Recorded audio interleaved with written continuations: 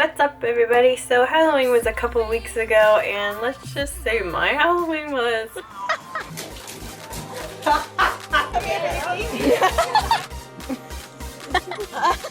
Emily, we're fine. Oh, it's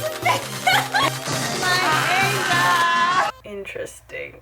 I actually went to my first frat party on the Friday night, which was the night before Halloween, and then I went to a friend's party that we always go to on actual Halloween. So it was my first frat party and I wasn't exactly sure what to expect. And when I was there, I realized that a lot of people didn't know party safety.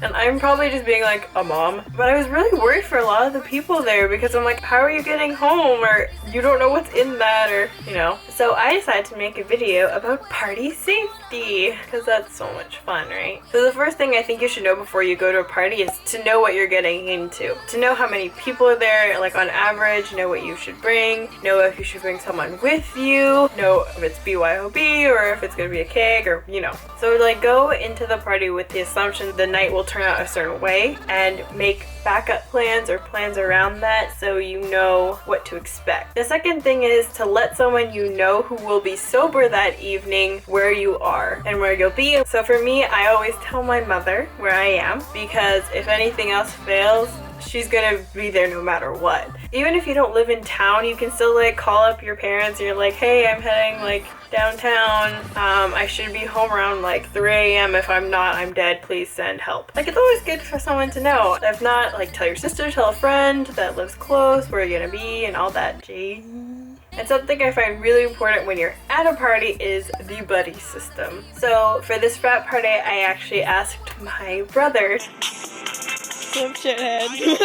to you, so to come along with me because my friend who invited me is actually a part of a sorority, so I knew she would be hanging out with her sorority majority of the night and I wouldn't really know anybody, so I got my brother to come with me. That way I would have some like insurance and protection, and all of us developed like a code word. So if something was wrong, something was uncomfortable, or we wanted to leave or get out of a situation, we would say, God damn it, Tristan, because why not? But with my other girlfriends, we say apple. So we work that into conversation. If something's going wrong and we just like want to get out of there, we just slide the word apple in. So we're like, I like apple pie. Oh, do you know? Let's go. Another thing that a lot of girls do but a lot of guys don't is check up on each other. If all of a sudden one of your girls goes missing, you like panic. I actually hate it when girls are there like, oh my god, where's Rebecca? Where's Rebecca? It's like, who cares? She's probably getting laid, leave her. But it's always good just to check up on each other. Maybe text each other and be like, yo, you dead? And it's like, no, I'm alive. And it's like, okay, good, keep going. But if ever one of your girlfriends goes missing, that's really scary, especially if there's alcohol involved. You're responsible for yourself in general and you're supposed to be able to make proper decisions. But if you are intoxicated, if something happens, if someone slips something into your drink, that's a really scary situation. The third thing is always BYOB. Like even if they are providing alcohol, always BYOB. Bring something that is sealable and keep it in your hand at all times. I know that at the frat party there was a keg and my brother was like, oh, grab us a beer, and then he grabbed the ones that the person was pouring and then putting on this table. I was like, no. I'm like, no, you can't drink those. And he's like, why? I'm like, because those have been sitting on the table for like 5 minutes. Anybody could have come by and dropped something into it. And he was like, oh shit, right. And I was like, so if you're gonna have one, watch him pour it. So always BYOB. Keep your eye on your drink every time. If you put it down even for a second, it's done. Like throw it out. Because anybody could come by, even if it's sealable, they could open it, pop it in, and it's super dangerous. Like hopefully if you're at a party with people that you know they're not gonna drug you, but there's always a possibility there's gonna be someone there. So just be super careful with that. Also with drinking, I always say know your limit, play within it, because I have zero alcohol tolerance. And I actually had a bit of a mishap on Halloween because I thought Jello shots would have less alcohol in them, and they do, but it's also a bunch of sugar, which speeds up the alcohol process. So I thought it would be a great idea to try every color of Jello shots that was available. I only ate them because I knew the person that was hosting the party and I knew he wasn't gonna drug them. Actually, he could have. He's kind of interesting. I made some people eat them first and they seemed okay. So then I had a lot and I was really sick. I've never so far blacked out, thrown up, or had a hangover, so I'm pretty lucky that I'm actually pretty good with alcohol. But this Halloween I thought, oh, Jello shots will be fine because I didn't drink really anything else. But I was super sick. I grabbed my best friend and my brother and we were just like sitting in the bathroom and I was like, I'm gonna puke. So I ended up having to go home and I was super cold and I slept it off, and then in the morning I was totally fine, luckily. But yeah, Jello shots, not a good combination. I don't have the enzyme to process alcohol properly, so my body processes it as poison. So I get all the effects if I had been poisoned, so I turned bright red. I have rashes everywhere. It's so unattractive. I was wearing a really nice like booby dress and I had rashes everywhere. I looked like I was dying. It was an unattractive night, but everything else was fine. Also, a thing that I've pretty much prided myself on at parties is I've never been that girl.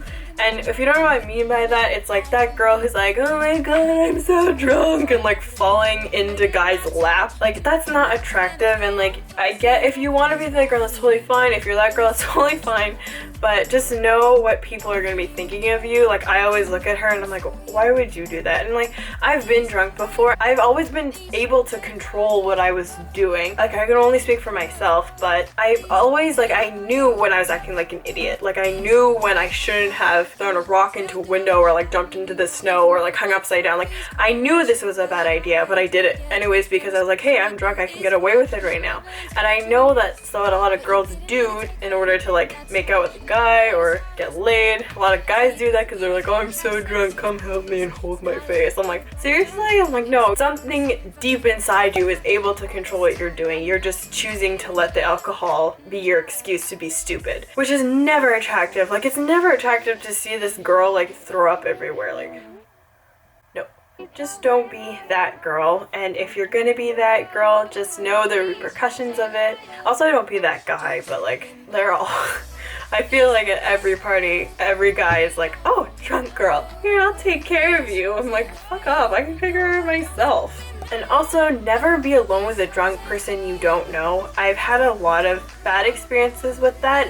I think I was a bit too naive and I thought that they had good intentions, and so I would feel comfortable drinking around them, and it ended up not being a good idea. So, super important, if you don't know the person and you're drunk, they're drunk, make sure that you're in an area where you can be seen by other people, because there's a lot of situations where people get alone in a room with someone they don't know and it's not great. So be super careful, especially if you're a girl. I find drinking in general is very dangerous, but especially for girls, they kind of use it as an excuse to get in trouble. Also, you really need to know how you're getting home before you get to the party. Know if you're gonna have a DD or not, a designated driver, and make sure they don't drink, like even a drop. I have a very strict thing about that. Like, if you even have a sniff of alcohol, I'm like, I'm not getting in the car with you, because I've known some people who got in the car with drunk drivers and it wasn't a good idea.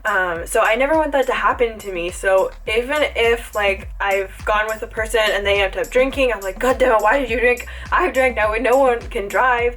So I just call either a cab or my parents. I usually call it cab because I don't want to disturb my parents, because it's my fault, not theirs, so why do they have to come and get me? But I have a very open communication with my parents about stuff like this, because they don't exactly want me going out and partying, but they'd rather I was safe than in a car accident. Always have a way of getting home, whether that be a cab, walking, and always have like someone who knows when you're gonna be leaving and tell them when you're getting home, just so that no one gets lost on the way. So yeah, I hope that was helpful. If you're a first time partier, good luck. My first party sucked and my friend threw up all over my shoes. Okay, stay safe but have fun. Partying is a good experience, especially when you're young. It's fun and great, but like, I lost interest in it super quickly because it's the same thing every time. But if you're gonna party, be safe and have fun. So yeah, I hope everyone's doing well. Have fun for this holiday partying season, and yeah, see you. All hands on deck.